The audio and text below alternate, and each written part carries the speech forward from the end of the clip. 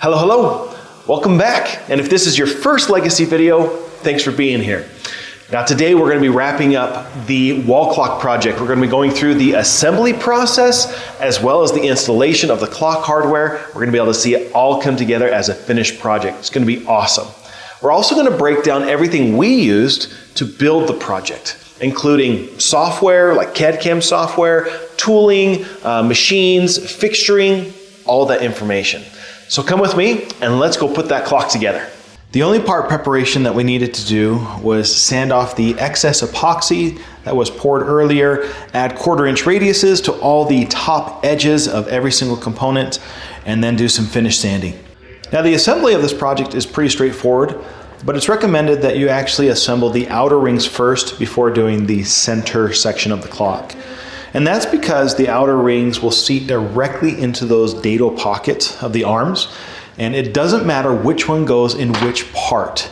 You can't put them really in a right or wrong position because the two arms are identical components and it can be flipped either way. If you've been following this project, you'll understand why we chiseled out those inner corners on the arms so that the rings could fit in these pockets.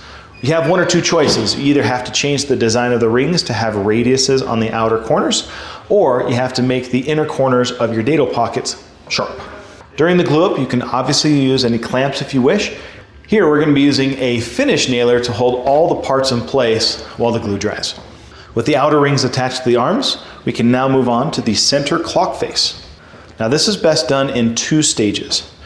First, pick any side, doesn't matter which one, and then place the center ring into the rabbet, but make sure that the grain orientation is matching the same alignment as the grain of the outer ring. Now we can repeat this, but it's much easier to do this last step if we flip the entire project around and work from the back side. Once the rabbet joint is lined up, you can adjust either arm until the gaps, there's 2 gaps between the outer ring. We want to make sure that these gaps are equal before we pin them in place. A quick tip that we got from one of our CNC customers, Dave Berkebile, is use wet wipes to clean off all the glue during your glue ups.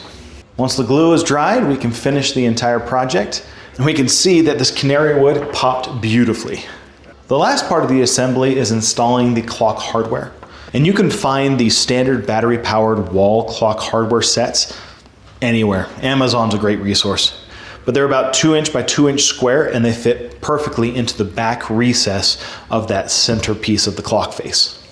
These little sets come with wall hangers that you can put on the inside. So if you install that on top of the body first, before we insert it into the clock, we'll be able to easily hang this once we're done. Now the entire mechanism is locked down with some washers and a brass nut, and the hour, minute, and second hands each press into the clock shaft. And we can manually adjust the hands to set our time without any risk of damaging the hardware.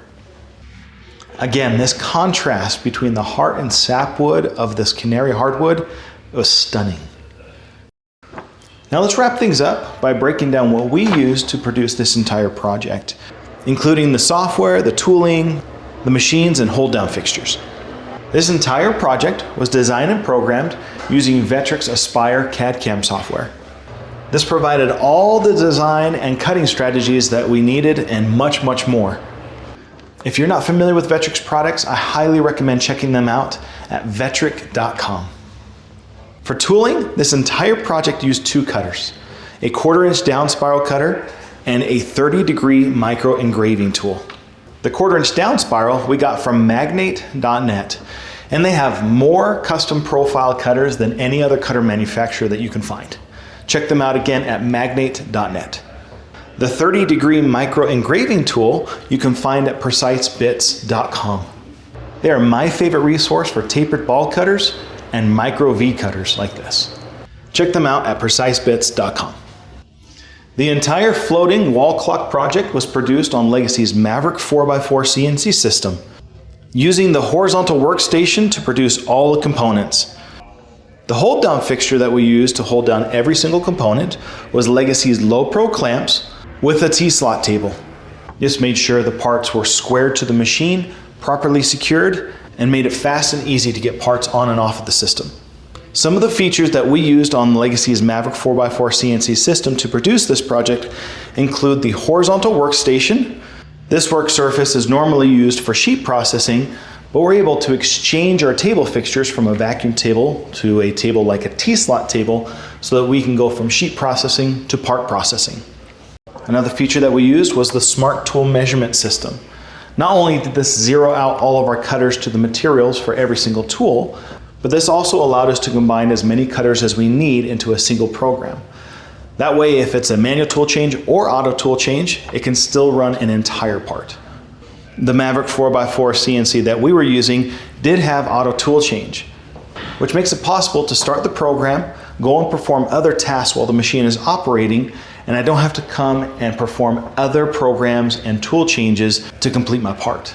And I don't have to run additional programs for each tool or have the machine wait for me to perform tool changes. Guys, this project turned out awesome. I hope you enjoyed watching it as much as we enjoyed producing it. Now, if you have any suggestions on how you would make this easier to assemble or change the design or different cutting strategies for any of the components, please share those ideas right down below. Now, what we're planning to do is we're planning to make these files available so that you can produce these on your CNC systems.